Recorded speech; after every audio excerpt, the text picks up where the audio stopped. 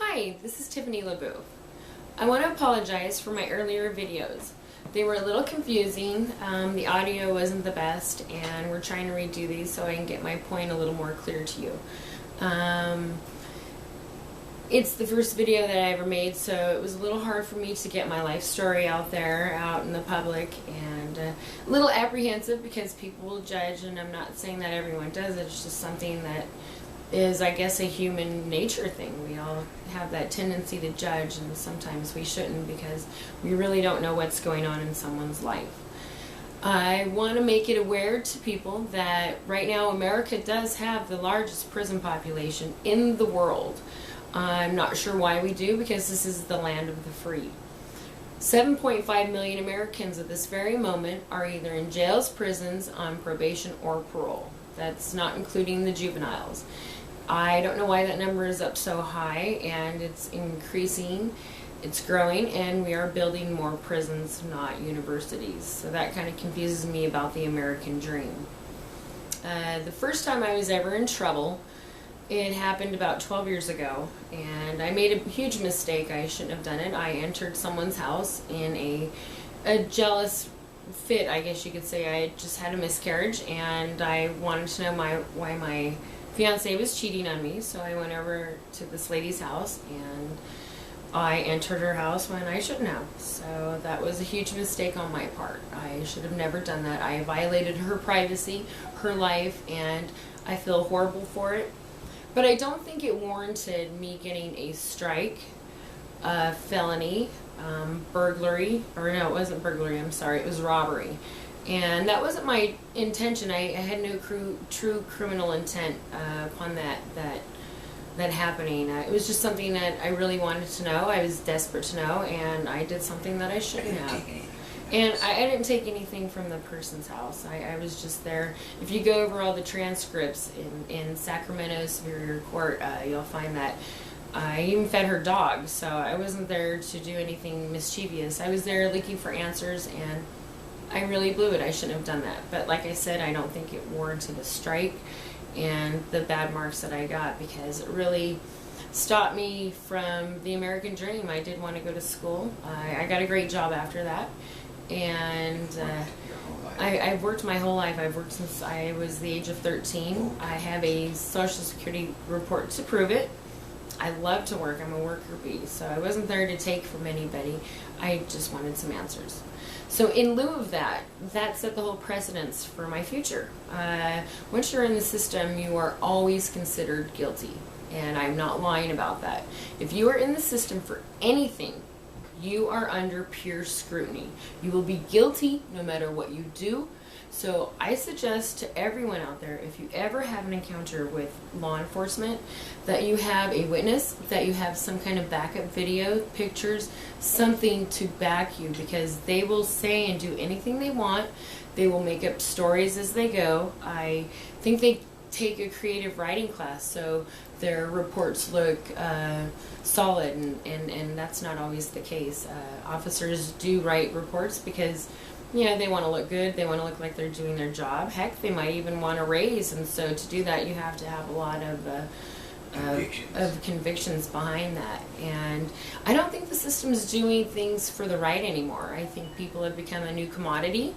I think they're doing a lot of human trafficking, more than people will really know. At $65,000 a head, that's a lot of money, and especially if someone gets a life sentence, they're guaranteed $65,000 a year for that person's life, the rest of their life. And it's kind of frightening. I've been doing research too. I just found that they're selling prison stocks. Why are they selling prison stocks? I also read that it's a very lucrative business right now. Well, why is that? And how do prison stocks go up? Let's figure that one out. Prison stocks go up when more people are put in prisons. So it's kind of a sick, lucrative business. America's really, I don't think it's that bad. I think the people in America are struggling and striving for a better life, and people who don't have a lot can enjoy that. And so I think the judicial system is taking advantage of a lot of poor people who can't really fight for their rights as well.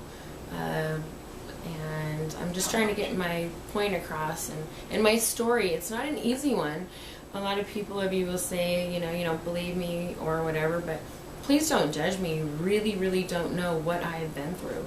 And maybe in my previous videos I went a little too far into even when I was born, but that's just because I didn't want anything to pop out. I just wanted to let you know what I was about. This is what's happened to me. I'm not trying to be all boo-hoo this and boo-hoo that. I'm just explaining to you what I'm about, what this soul is about, what I've experienced, what I've lived and gone through. I'm not trying to get any points by being, some sad girl. I've had a very hard life. I'm not looking for anything other than compassion, understanding, and some true honesty. You don't have to be mean to try to let me know how you feel. If you don't like what I have to say, then please just turn off my video. I'm looking for support. I'm looking for true Americans to back me. This used to be America. I'm watching this information about the NDAA that's been signed. A lot of people don't know what this NDAA bill is. Well, it's an infringement on our rights as Americans. They can indefinitely detain us for whatever reason they want, and if we don't get a hold of it now, it's going to get out of control. That's why I'm making this video. If what happened to me can happen to me, it can happen to you, believe me. I'm white, I'm an American. They don't care who you are or what color you are anymore. We spent over $100,000 to try to prove my innocence. We've gone through attorneys who just lie and cheat and don't really care. I've lost all respect for the law and what it stands for and everybody who's involved in it, because they're doing things for the wrong reasons. It's all about money. It's not about true justice or what really, really happened. They think they have fish and they're going to fry them and catch them, and big money, some people, if you only knew their stories on the inside, I got to meet a lot of people and I heard a lot of stories, and it really opened my eyes. I believed in this country before I ever got in trouble. And I used to judge. Oh yeah, before I got in trouble, oh yeah, book him, Dano. That's what I'd say. Book him, Dano. And then guess what? I know what it's about now. It's not all about that book him, Dano. Look at that piece of shit. Oh, they did this and they did that. Well, sometimes people do. Yeah, sometimes people do things. But let me tell you, they trump up charges like you wouldn't believe. A lot of people, they're in there for these petty things, and they've built it up to this humongous case. And I'm just blown away, because I'm thinking, oh my God. Oh my God. Terrorist. Yeah, this is like a terrorist thing. Even when I was in the system, there was an officer who came in, and we were all standing around, like soldiers, and she said, "This is not a democracy. This is a dictatorship." And I thought, oh my God. I'm in deep shit. I am inside this place where no one can hear my cries. No one can hear any of these women's cries. Not just these women, but there's men too. And if you only knew the true stories that were in there, you would be appalled and ashamed of what America has become. It is so sad, because they just don't care. We're money now. We are money. People are dollar bills.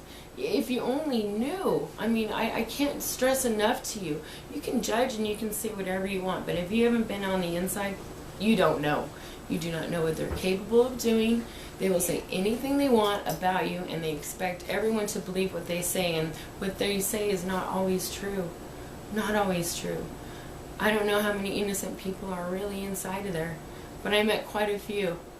And if I could just share a lot of those stories with you, if someone can just listen to my story even, and open their ears and their hearts and their minds and say, wow, maybe this girl's not so bad.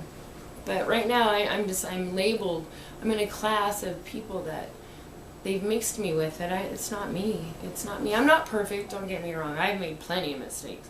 But a true criminal, I am not a true criminal. Let me tell you, I'm another one of their victims. And how many more millions of victims are to come? How many more? If it doesn't stop right here with me right now, it's never going to stop. When I was in there, colored girls, Mexican girls, Chinese girls, they would tell me, you can change it. And I'm like, why can I change it? Because you're white. And I'm thinking, girls, I'm right in here with you. I don't know. I don't know if people are listening now, but I sure hope they are. Please listen. Something terribly is going wrong, and I don't know what it is. And I'm reaching out, and I'm hoping you just listen. I'm not looking for people to feel sorry for me. I'm trying to wake you up. If this happens to me, it's going to happen to you. Trust me. If it hasn't happened yet to you, be prepared. And if something happens, please have witnesses on your side. Please have some video. Please have something to back your side. Because that's all they ever listen to is their side. There's always two sides. Always two sides. Now, trust me, I'm not a bad person. I just want to reach out and tell my side of the story. No one's got to hear it yet. And while I'm trying to get there, please keep listening.